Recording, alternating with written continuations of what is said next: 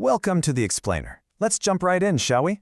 Have you ever wondered how a multi-billion-dollar digital finance giant, a company literally minting the digital dollars of the future, makes absolutely sure its leaders act in the company's best interest?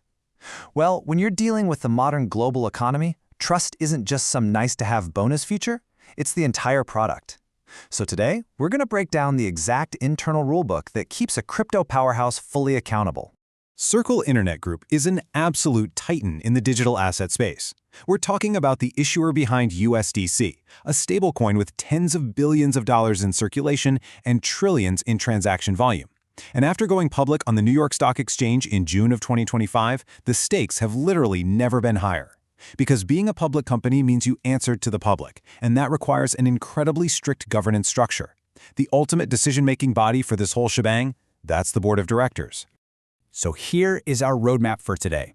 We'll quickly cover their strategic vision, the independence imperative, navigating conflicts, the lead independent director, board committees, and finally, accountability.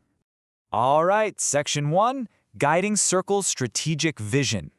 The guidelines lay it out with complete authority. They state, the board acts as the ultimate decision-making body of the company.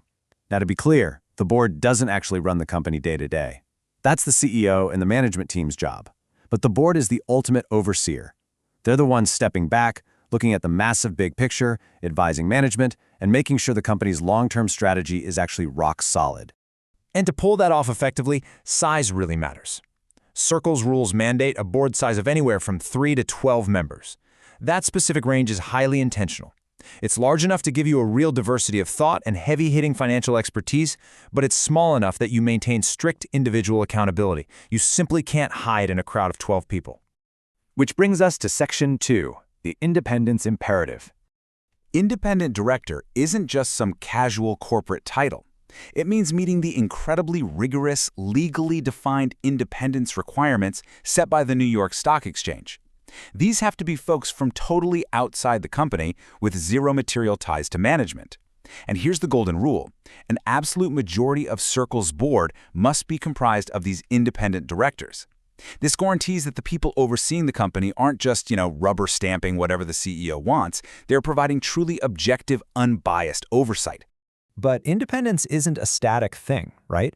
Lives change. So what happens when a director changes jobs? Let's say their primary employer suddenly shifts. Does the company just update their bio on the website and call it a day? Absolutely not.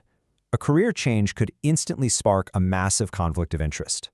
If an independent director materially changes their day job, it triggers an immediate, forced review. Step 1, they must promptly tender their resignation. They basically have to walk in and say, hey, my situation changed, here's my badge. Then, the Nominating and Corporate Governance Committee rigorously evaluates if that new gig still aligns with the company's conflict of interest policy. Finally, the board holds total discretion to either accept or reject that resignation. It's a proactive, ironclad defense mechanism. Moving on to Section 3, Navigating Conflicts of Interest. Look, even with independent directors, personal interests can sometimes overlap with company business. It happens.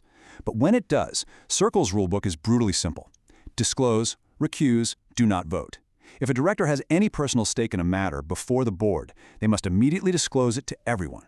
They have to step entirely out of the room during the discussion, and they absolutely forfeit their right to vote on it. Zero exceptions. Next up, Section 4, the lead independent director. In a lot of companies, and even at Circle at times, the role of the CEO and the chairman of the board are held by the exact same person. And while that's great for unified leadership, it inherently creates a huge power imbalance. You literally have the person running the company also running the board that oversees the company. To fix this, Circle's guidelines legally require a counterweight. If the CEO and chairman are the same person, the board must designate a lead independent director. And let me tell you, this lead independent director is not just a figurehead. They hold massive power. They preside over executive sessions, where management literally isn't allowed in the room. They serve as the main liaison to the chairman. Crucially, they have the power to approve meeting agendas and schedules, which means a CEO can't just sweep bad news off the agenda. Plus, they have the absolute authority to call independent director meetings whenever they want. They are a true counterweight, ensuring independent voices are heard loud and clear. Let's dive into Section 5, Inside the Board Committees. Managing a multi-billion-dollar digital asset company is way too complex for the whole board to tackle together all day long. So they divide and conquer the workload using 5 highly specialized committees. The Audit Committee acts as the ultimate financial watchdog, handling legal compliance and disclosures. The Compensation Committee deals with executive pay and succession planning. The Nominating and Governance Committee scouts new board candidates and oversees the code of conduct. The Risk Committee is entirely focused on managing the massive enterprise risks of the digital economy. And the Strategy Committee zeroes in on M&A, investments, and broad corporate moves. But here's the absolute most critical takeaway about this structure: the concept of walled gardens. Per Circle's strict guidelines and New York Stock Exchange rules, the audit, compensation, and nominating committees must be 100% independent. That is absolutely vital. You cannot have company insiders auditing their own financial statements. You definitely can't have a CEO setting their own multi-million-dollar pay package. And management cannot unilaterally handpick the very people supposed to be overseeing them. These committees are entirely walled off from internal influence. Finally, Section 6, Evaluating Performance and Accountability. We know the board evaluates management, right? But who watches the watchmen? How do we ensure these ultimate decision makers are actually pulling their weight? Well, there's a mandatory, rigorous annual performance evaluation. Step 1, the nominating committee leads an assessment to see if the board is actually functioning well. Step 2, they present that collective evaluation to the full board for a really frank, honest discussion. Step 3, it goes even deeper. Each individual committee conducts a self-assessment. Even individual directors are evaluated on their core competencies before they can stand for re-election. Absolutely nobody gets a free pass. So I want to leave you with this final thought. We've talked about independent majorities, walled-off committees, and strict resignation protocols. And yeah, I know it can sound like dry corporate jargon, but ask yourself, how do these exact rules build the very foundation of public trust in the digital economy? When a company like Circle is processing over $20 trillion in on-chain transaction volume, trust is everything. These government's guidelines, they're the invisible engine, the ultimate checks and balances that allow a crypto giant to safely integrate with the modern global financial system. Thanks so much for joining me on this explainer, and I'll catch you next time.